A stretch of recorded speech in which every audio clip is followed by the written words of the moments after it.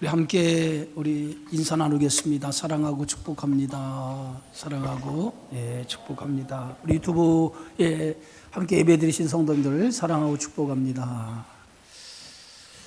오늘 본문은 금식에 대한 그러한 논쟁이지만은 엄밀하게 말하면 낡은 것과 새 것에 대한 그러한 충돌에 대한 말씀이다, 이렇게 볼 수 있어요. 신앙생활 하면서 금식을 안 해보신 분들 없을 거예요. 예수를 우리가 제대로 믿으면 우리가 금식은 한두 번씩 경험을 할 겁니다. 저도 예수 믿고 참 많이 금식했어요. 특히 이제 요즘 사순절기가 되면 아침을 금식하는 것은 보통이죠. 그리고 고난주간은 하루에 2끼를 금식한다든가 아니면 성금요일을 온전히 금식한다든가 이렇게 우리가 금식을 할 때가 좀 있습니다. 금식하는 이유는 이 금식이라고 하는 것은 나의 중심을 하나님 앞에 드리는 그런 하나의 방편으로 하는 것이 금식이죠. 인생에 중요한 문제가 있을 때에 우리가 금식하는 경우가 종종 있습니다. 그만큼 이 금식을 한다라고 하는 것은 간절함을 담고 있다라고 할 수 있어요. 우리가 성경에 보면 한나라고 하는 여인이 자식을 낳지 못하는 괴로움을 가지고 있을 때에 그 괴로움을 하나님 앞에 표현하기 위해서 하나님의 성소인 실로에 올라가서 금식하며 기도했던 것을 보게 되어지죠. 그 간절함으로 하나님께 기도했던 그 기도가 응답이 되어서 사무엘이라고 하는 선지자를 잉태하게 되었던 것을 봅니다. 이처럼 금식이라고 하는 것은 신앙의 행위 가운데에 하나님 앞에 나의 믿음과 간절함을 표현하는 수단의 한 방편이다라고 생각해 볼 수 있어요. 그런데 오늘 이 본문의 말씀에 보면 이 바리새인들은 금식을 그런 자신이 하나님 앞에 믿음을 보이고 신앙의 한 간절함의 방편으로 한 것이 아니라 자기를 자랑하기 위한 수단으로 이 금식을 했다라고 하는 거예요. 그것에 대한 오늘 잘못된 것에 대해서 오늘 예수님께서 그들의 잘못된 신앙을 꾸짖는 말씀이 오늘 본문의 말씀이다라고 생각해 볼 수 있어요. 오늘 2장 18절에 보니까 요한의 제자들과 바리새인들이 금식하고 있는지라 그랬어요. 사람들이 예수께 와서 말하되 요한의 제자들과 바리새인들은 금식을 하는데 어찌하여 당신의 제자들은 금식하지 아니합니까? 라고 하는 거예요. 왜 지금 요한의 제자들과 바리새인들은 금식을 하는데 왜 예수님의 제자들은 이 금식을 하지 않느냐라고 하는 거예요. 유대인들이 중요하게 여기는 종교적인 행위가 3가지가 있어요. 첫째가 구제, 두 번째가 금식, 세 번째가 기도입니다.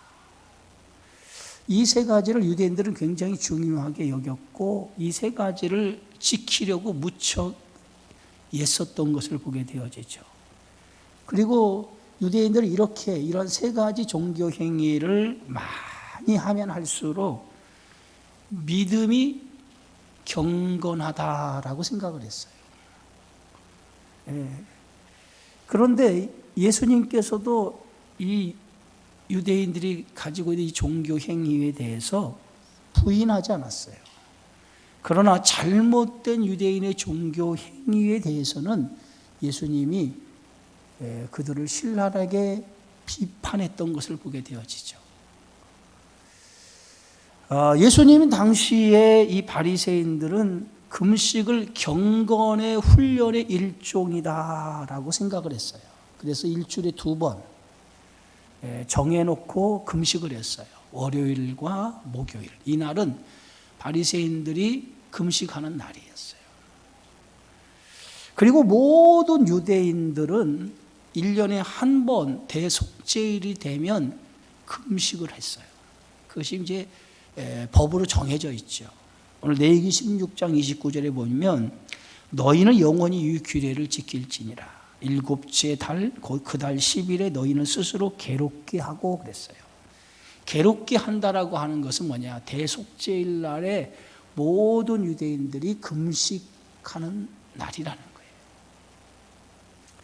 거예요. 그것뿐만이 아니죠. 전쟁이나 가뭄, 전염병 등 국가적인 재난, 위기가 닥쳤을 때 금식을 했어요.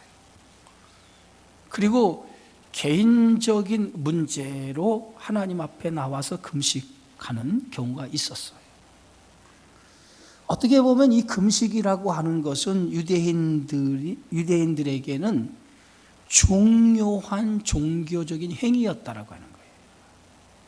그런데 문제는 이 금식이 하나님 앞에 중심을 보이고 간절함 속에 하는 금식이 아니라 사람들에게 자신들의 행위를 보이기 위한 하나의 수단으로 금식을 했다는 데 문제가 있는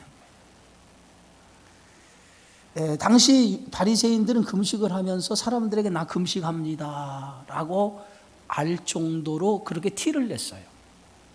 슬픈 기색을 하고 얼굴을 흉하게 하는 모습을 통해서 내가 금식하고 있습니다 라고 사람들이 알 수 있도록 했다는 거예요. 그래서 마태복음 6장 1절에 보면 예수님께서 그들의 이런 잘못되고 유선된 그 종교 행위에 대해서 예수님이 이렇게 말씀하셨어요. 사람에게 보이려고 그들 앞에서 너희 의를 행하지 않도록 주의하라. 그리하지 아니하면 하늘에 계신 너희 아버지께 상을 받지 못하느니라.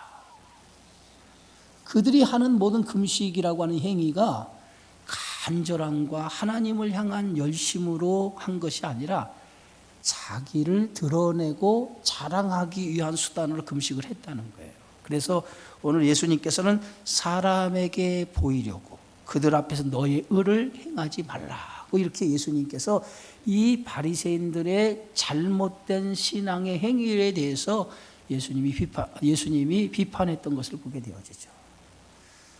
여러분, 이슬람 교도들은 1년에 한 번 이 라마단 월이라고 하는 이슬람 월력에 라마단 달이 되면 한 달 동안 그들은 금식을 해요. 한 달 동안 무려. 그러면 한 달 동안 금식을 하는데 한 달 동안 아무것도 먹지 않느냐? 그렇지가 않고요. 해가 뜰 때부터 해 지기는 시간까지는 금식을 해요. 심지어는 침도 생겨서는 안 된다라고 할 정도예요. 그러니까 그 라마단 월이 되면 그들은 해가 뜨기 시작해서 해 질 때까지 금식을 하는 거예요. 한 달 동안. 그래서 해가 지기 시작하면 그들은 해가 진과 동시에 길에 쏟아져 나와서 음식을 먹기 시작해요. 밤새 음식을 먹어요. 이슬람 교도들이 갖는 신앙의 종교적인 행위예요. 그 이슬람 교도들은 그 육신오행이라고 해서 6가지를 믿고 5가지를 행하여야 된다라고 그들이 갖는 교리예요. 6가지를 믿고 5가지를 행해야 된다. 6가지를 믿는다라고 하는 게 뭐냐면 알라만이 유일한 신이다라고 하는 걸 믿어야 돼요. 그리고 예언자 무함마드라고 하는 예언자를 믿어야 되는 거죠.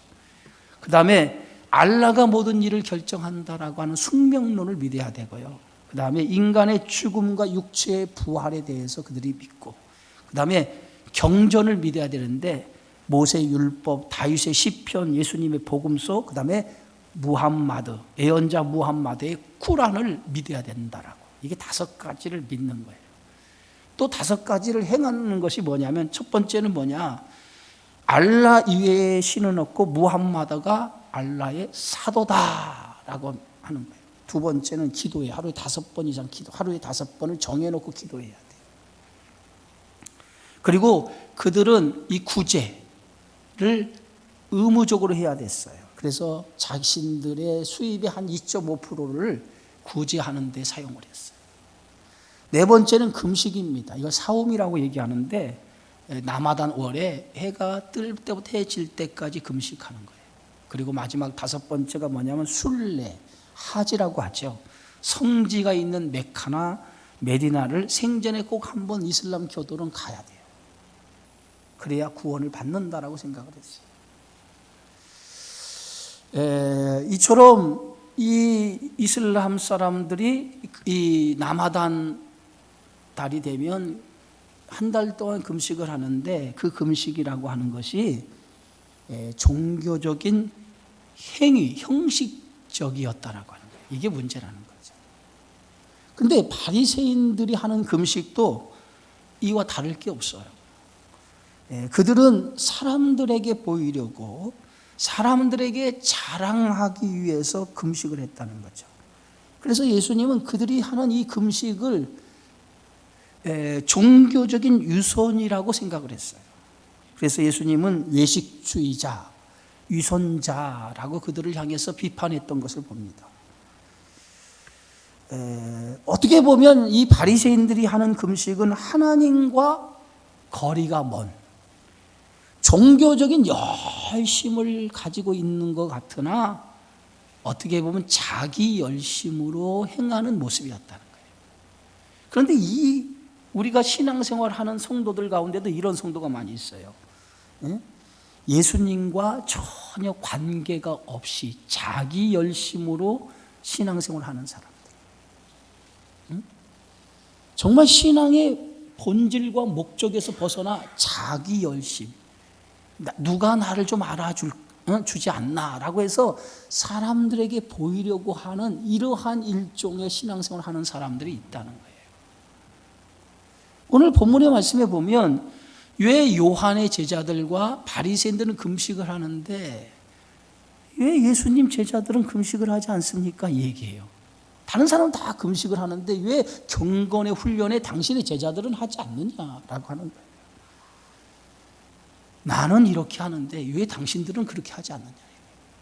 여러분, 우리가 그럴 때 있죠. 우리 신앙생활 하는데 내가 이렇게 하는데 왜 당신들은 왜 그렇게 하지 않아? 이렇게 할 때가 있잖아요.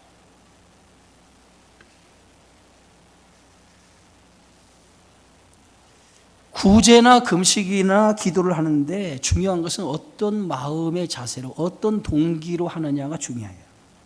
겉으로 드러난 행위보다 더 중요한 것이 뭐냐면 그 안에 어떤 동기, 어떤 마음으로 하느냐가 더 중요해요. 예수님은 그들의 금식하는 그 동기와 마음이 어떠한 동기로, 어떠한 마음으로 하는지를 너무도 잘 알고 있었다는 거죠.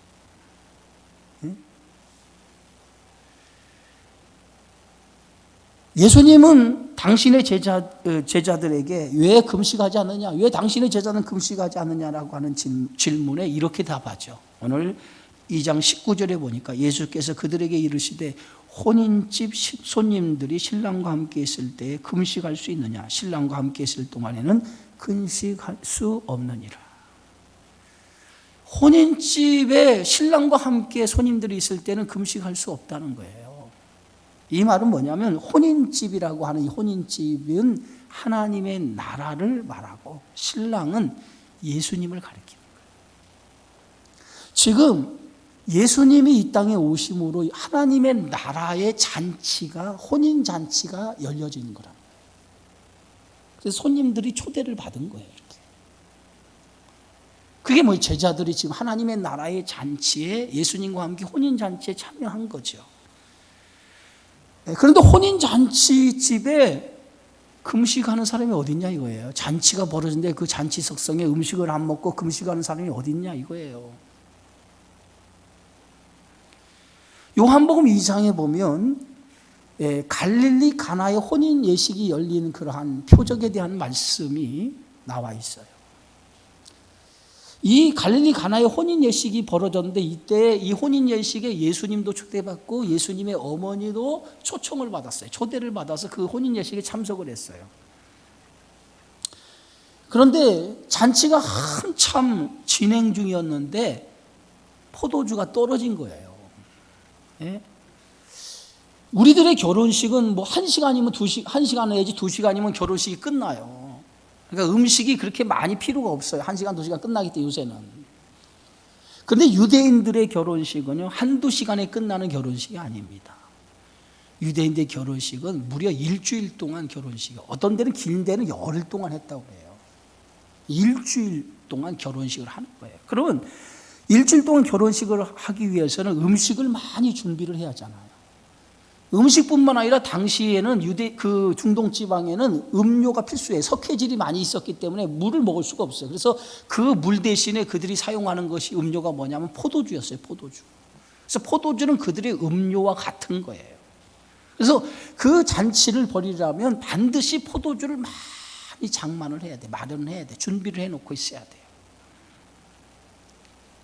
그런데 포도주가 떨어진 거예요. 있을 수 없는 일이죠. 예? 손님들에게 필요한 음료인데 이 음료가 떨어진 거예요. 예? 그런데 이 포도주가 성경에서 상징하는 게 뭐냐 이거예요. 포도주는 성경에 상징하는 것이 기쁨이에요.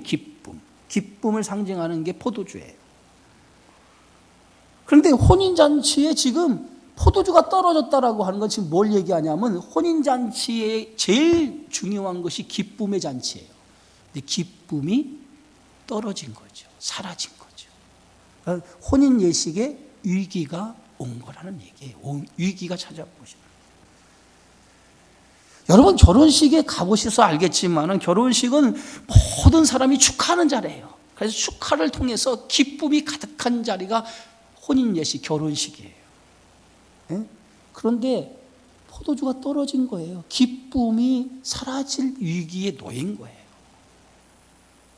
그런데 이것을 오늘 요한복음 2장에서 이 가나 혼인잔치의 이 표적에 대한 이야기에 그 이야기가 우리에게 가리키고자 하는 게 뭐냐면 이렇게 혼인 예식에서 포도주가 떨어진 것이 우리들의 현재의 모습이라는 거예요.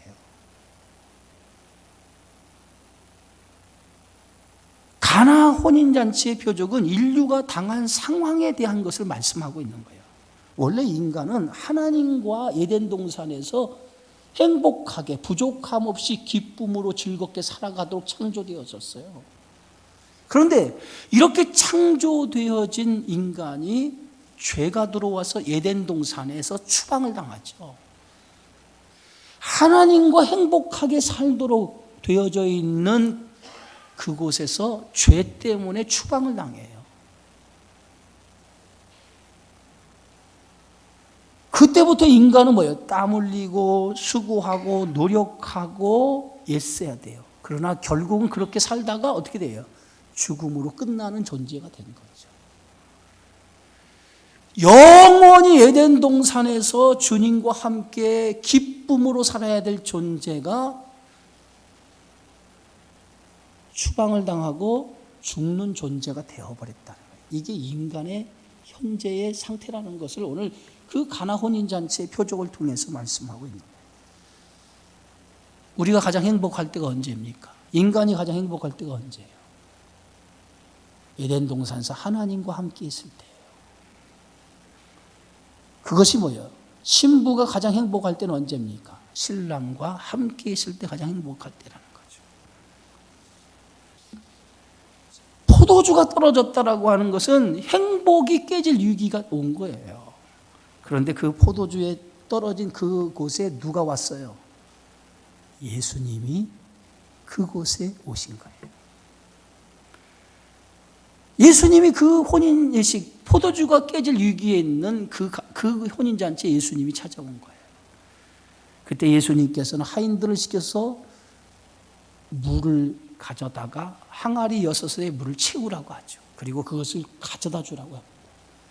연회장에 갖다 주라고 했을 때 연회장에 갖다 주는 순간에 연회장에 있는 사람들이 그 물을 마셨는데 그들이 이구동성으로 이렇게 얘기하죠. 처음 것보다 더 좋은 포도주를 내었도다 라고 얘기했죠. 그 포도주가 상징하는 게 뭐예요? 예수님의 십자가의 죽음, 부활을 보혈을 상징하는 거예요. 그것을 통해서 다시 그 가나 혼인잔치에 깨어질 기쁨이, 혼인잔치의 기쁨이 깨어질 그 위기가 예수님을 통해서 회복이 된 거예요. 그래서 다시 혼인잔치는 계속해서 기쁨의 잔치가 되어진 거예요. 그것이 뭡니까? 예수님이 이 땅에 오신 목적이라는 거죠.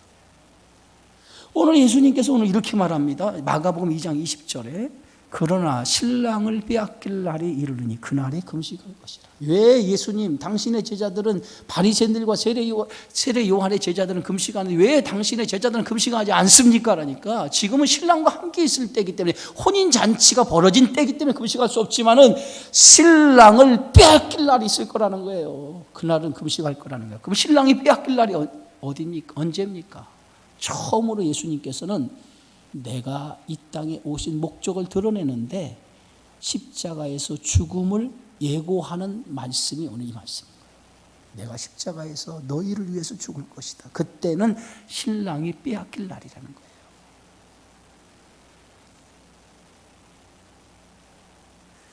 금식은 언제 하느냐? 그날 하라는 거예요. 신랑을 빼앗길 날 금식하라는 거예요. 응? 지금 저들이 지금 유대인들은 지금 세례 요한과 바리새인들이 금식하고 있는데 왜 예수님의 제자들 금식하지 않습니까? 라고 하는 이 말은 지금 유대인들은 종교라고 하는 틀 속에 자기를 가두어 놨어요. 종교란 틀 속에 자기를 가두어 놔서 그 틀에 벗어나는 것은 정죄하고 인정하지 않았다는 거예요.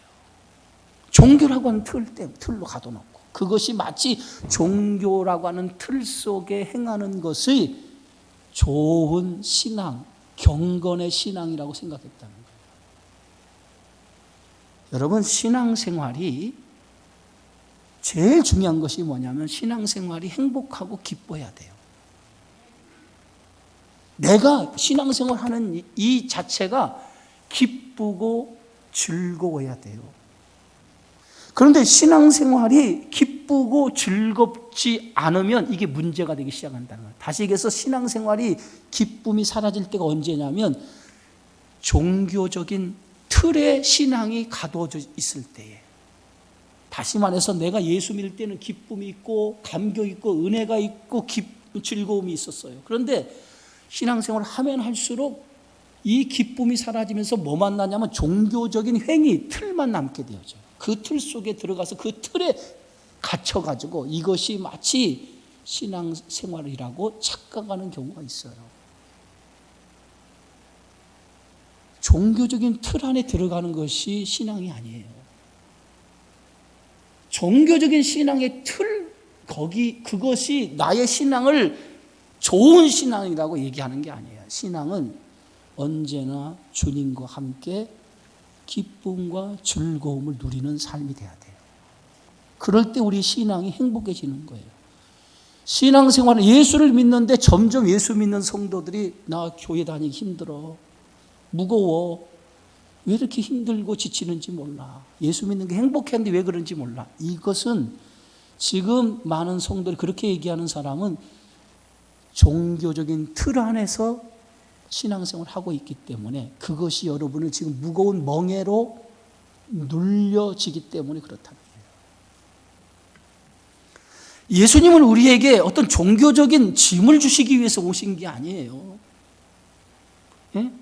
예수님이 이 땅에 오신 목적을 이렇게 말하죠. 요한복음 10장 10절에 도둑이 오는 곳은 도둑질하고 죽이고 멸망시키려고 오지만은 내가 온 것은 양으로 뭐예요? 생명을 얻게 하고 더 풍성하게 하려 합니다. 생명을 주고 풍성하게 하기 위해서. 그래서 예수님을 믿는다라고 하는 것은 그 안에 뭘 얻어요? 생명을 얻고 풍성함을 얻는 삶이에요. 그런데 예수 안에서 그러한 삶이 아니라 오히려 종교적인 틀에 가두어가지고 이 종교적인 틀이 나를 꽉 얽매여서 행복이 없고 즐거움이 없고 기쁨이 없다면 여러분 예수 잘못 믿는 거예요. 지금 유대인들이 유대교라고 하는 종교를 가지고 있는데 유대교라고 하는 종교가 그들이 그 유대교의 틀 속에 그들의 신앙이 갇혀 있는 거예요. 갇혀가지고 거기서 벗어나지 못해요. 그 율법에 죄게 눌려가지고 그들이 행복하지 못한 거예요. 예수님은 이런 그들의 종교적인 모습을 지금 비판하면서 이렇게 얘기하죠. 그게 2장 21절이에요. 생배 조각을 낡은 옷에 붙이는 자가 없나니 만일 그렇게 하면 기운 새 것이 낡은 그것을 당기어 헤어짐이 더하게 되느니라. 여러분, 새 옷은 신축성이 있어요. 그죠? 그래서 새 옷을 낡은 옷에 붙이면 낡은 옷이 새 옷이 잡아당겨서 낡은 옷이 헤어지게 되어져 있어요. 둘 다 못 쓰게 되어진 거죠. 여기서 말하는 새 옷과 낡은 옷은 무엇을 의미하냐면 새 옷은 복음을 가리키는 거예요. 복음. 새 옷은 복음이에요. 낡은 옷은 무엇을 얘기하냐면 유대교의 전통, 유대교의 율법을 얘기하는 거예요. 유대교의 율법과 전통을 얘기하는 거예요. 지금 예수님이 하나님의 나라의 복음을 가지고 이 땅에 오신 거예요. 근데 지금 유대인들은 여전히 어디에 묶여 살아요? 낡은 유대교의 전통에 지금 붙들려 살고 있는 거예요. 새 것이 하나님의 나라의 복음이라고 하는 새 것이 왔는데 낡은 전통을 붙들고 있는 거예요. 그래서 새 것을 받아들이지 못하는 거예요. 지금 그것을 예수님께서 지금 이렇게 말하는 거예요. 하나님의 나라의 복음이 왔는데 너희들은 아직도 여전히 옛 것에, 옛 전통에, 옛 유대교에 사로잡혀 있다는 거예요. 2017년이 마틴 루터가 종교개혁을 일으킨 지 500주년 되는 해입니다. 근데 종교개혁을 마틴 루터가 했을 때 그 슬로건이 뭐냐면 캐톨릭의 너무 많이 잘못된 신앙에서 벗어난 것을 개혁하자라고 하는 운동이 종교개혁이었어요. 성경에 너무 많이 벗어난 것들을 캐톨릭이 그것을 전통으로 믿고 있었다는 거죠. 그것을 개혁하는 운동이 종교개혁이었어요. 그래서 마틴 루터가 슬로건을 걸고 종교개혁을 시작한 세 가지 슬로건이 있어요. 그 세 가지 중에 첫 번째가 뭐냐면 오직 은혜, 십자가의 복음, 은혜. 두 번째는 오직 성경, 그리고 오직 믿음으로 구원받는다. 이 세 가지가 마틴 루터가 종교개혁을 일으킨 세 가지 슬로건이었단 말이에요. 그래서 여기서 태동한 것이 뭐냐면 프로테스탄트, 개신교의 개신교. 우리가 믿는 개신교. 그래서 개신교는 늘 새로운 것을 개혁해 나가는 거죠. 지금 바리새인들과 예수님이 지금 왜 당신의 제자들은 금식하지 않습니까? 우리들은 지금 전통에 따라서 바리새인들과 서기관은 전통에 따라서 유대교에 의해 금식을 하는데 왜 당신들은 이 전통에 따르지 않느냐라고 하는 그러한 질문을 예수님께 한 거예요. 예수님이 뭐라고 얘기하죠? 생배 조각을 낡은 옷에 붙이는 자가 없다는 거예요. 지금 예수님은 새 것을 가지고 온 거예요. 새 것을 가지고. 그게 뭐예요? 하나님의 나라의 복음을 들고 온 거예요. 새 것을 가지고 왔는데 지금 낡은 것에 붙들려 살아가고 있는 사람들이 낡은 것에 빠져서 새 것을 지금 받아들이지 못하고 있는 거예요. 지금.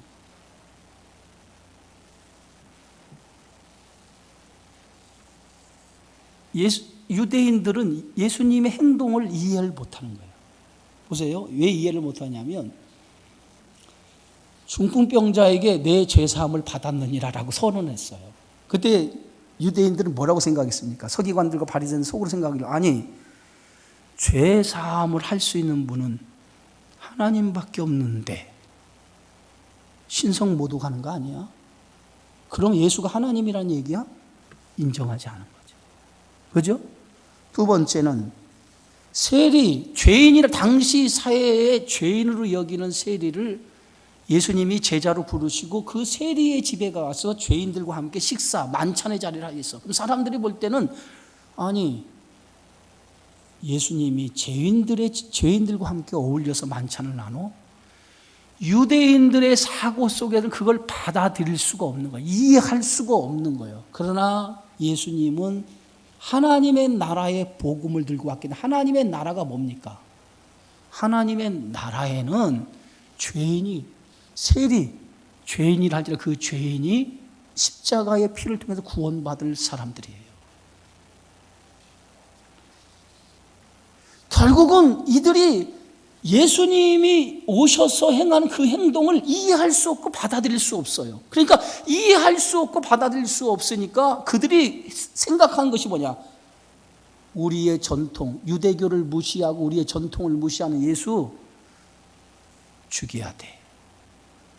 더 이상 현혹되지 않게 죽여야 돼. 그렇게 생각을 한 거예요. 그래서 예수를 죽이기로 결심을 한 거예요.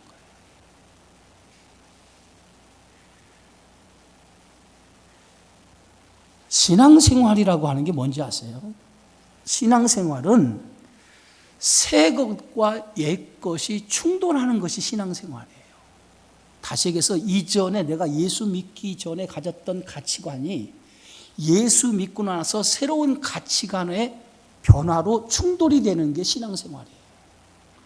옛사람과 새사람이 충돌이 되지 아니하고 예수를 믿었는데 여전히 옛사람의 사고방식과 옛사람이 가졌던 습관을 그대로 가지고 살아간다고 하면 내가 새로운 피조물로서 복음을 받아들인 성도의 삶을 살아가고 있지 않다라고 하는 거예요. 내가 예수를 믿으면 반드시 내가 이전에 행했던 삶의 그 모든 것이 예수 안에서 살아가는 것들 가운데 충돌이 일어나야 돼요. 내가 이렇게 하는 거예요. 예전에는 이거에 대한 충돌이 전혀 일어나지 않았는데 예수를 믿고 믿음으로 살아가다 보니까 옛사람의 모습들이 자꾸 나에게 충돌이 일어나는 거예요. 이렇게 하면 안 되지, 이렇게 하면 안 되지, 이렇게 하면 안 되지. 이 충돌이 일어나는 게 뭐냐면 이게 신앙생활이에요. 그런데 많은 성도들이 예수를 믿으면서도 옛사람의 잘못된 구습을 쫓아 행하면서도 충돌이 일어나지 않아요. 아직도 여전히 옛사람의 모습 그대로 안고 신앙생활을 하고 있는 거예요. 이게 잘못된 거라는 거죠. 이게 잘못되는 거예요. 어떻게 생배 조각을, 새 조각을 낡은 헌옷에 붙일 수 있냐 이거예요. 새로운 복음, 예수 그리스도의 생명의 복음을 우리가 받아들였는데 생명의 복음을 받은 우리가 아직도 여전히 죄의 삶을 살던 그 모습 그대로 살아갈 수 있냐 이거예요. 그것은 생명을 받은 사람의 삶의 모습이 아니라고 하는 거예요. 그것을 오늘 예수님께서 이 말씀을 통해서 우리에게 말씀하고 있는 거예요. 여러분, 사도 바울은 이렇게 고백하죠. 나는 날마다 죽노라.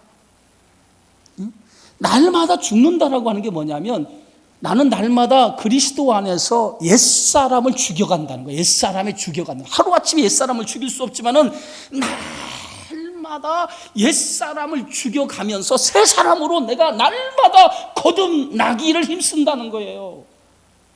그게 믿음의 삶이라는 거예요. 옛사람이 죽어져야 새 사람으로 살아가죠.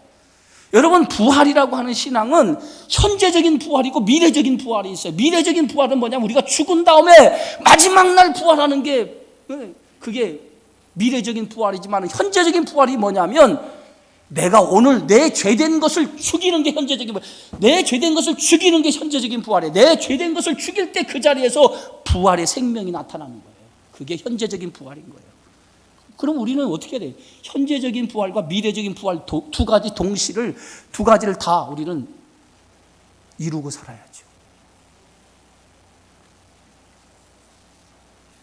그래서 예수님은 오늘 마가복음 2장 22절에 이렇게 얘기합니다. 새 포도주를 낡은 가죽 부대에 넣는 자가 없나니 만일 그렇게 하면 새 포도주가 부대를 터뜨려 포도주의 부대를 버리게 되리라. 오직 새 포도주는 새 부대에 넣느니라 그랬어요.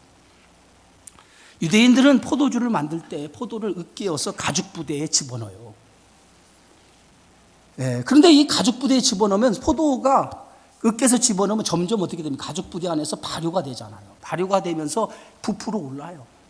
그럼 나중에 이 부풀어 올라면 가죽 부대가 팽창을 하게 되죠. 그럼 낡은 가죽 부대에 새 포도주를 넣으면요, 팽창돼서 견디다 못해서 터져버려요. 그래서 새 포도주는 낡은 부대에 넣지 않고 새 부대에 넣어야 된다는 거예요. 새 포도주가 누굴 가리키는 거예요? 예수님을 가리키는 거예요. 하나님의 나라의 복음, 예수님을 가리키는 거고, 낡은 가죽 부대는 율법을 가리키는 거예요. 지금까지 저들이 믿었던 율법을 가리키는 거예요. 그래서 예수님 뭐예요? 새 술은 새 부대에 담아야 된다는 거예요. 새 술은 새 부대에 낡은 것을 버리지 아니하고서는 새로운 것, 예수님이 하나님의 나라의 복음을 받아들일 수 없다는 거예요. 지금 유대인들이 왜 예수를 믿지 못하느냐? 낡은 것에 자신들의 생각과 자기들의 모든 종교에 꽉 붙잡혀가지고 새로운 것을 받아들이지 못하는 거예요. 이게 유대인들이 예수를 믿지 아니하는 이유. 오늘 세상 사람들이 왜 예수를 안 믿는지 아세요? 자기들의 경험, 자신들의 지식, 자신들의 이성, 그것에 붙들려 살기 때문에 생명이신 예수의 복음, 새로운 복음을 받아들일 수가 없는 거예요.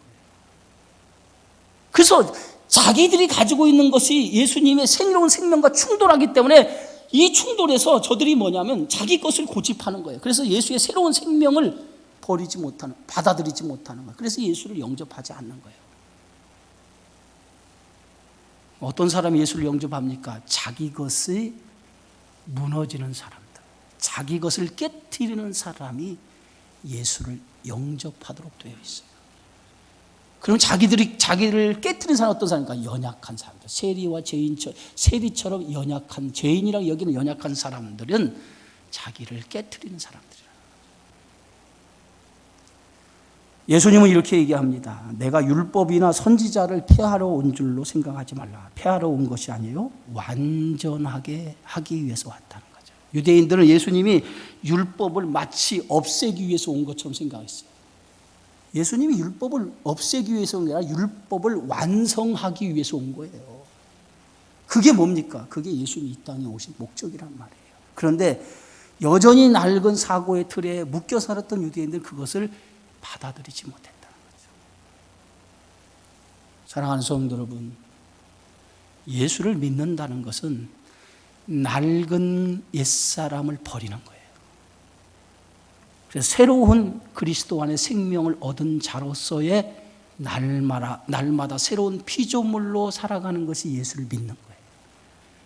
그러한 삶이 내 안에서 계속해서 매일매일 옛사람을 벗어버리고 새 사람을 힘입으려고 애쓰고 수고하면서 우리가 신앙생활 해갈 때에 예수 안에서 새로운 생명이 내 안에서 계속 피가 새롭게 바뀌듯이 예수 안에 생명이 내 안에 계속 들어와서 그 생명이 나로 새롭게 만드는 성도로 만들어주는 줄 믿습니다. 오늘 이 말씀처럼 정말 예수 안에 복받기 원한다면 여러분 새로운 생명이신 예수 그리스도 안에서 늘 새로운 피로 수혈을 해서 그 피가 우리의 삶을 새롭게 함을 통해서 예수의 생명의 기쁨이 충만한 삶을 살아가기를 주의 이름으로 축원합니다. 기도하겠습니다. 주의 은혜 고맙습니다. 오늘도 우리에게 주신 이 귀한 말씀을 잘 가슴에 새겨 예수를 믿음에도 아직도 여전히 옛 사람의 모습을 버리지 못하고 살아가는 우리들이 삶이라면 과감히 그것을 청산하고 새로운 생명, 예수 안에 주시는 이 생명 안에서 믿음의 삶을 살아가는 저희들 되어지게 하여 주시옵소서. 예수님의 이름으로 기도하옵나이다. 아멘.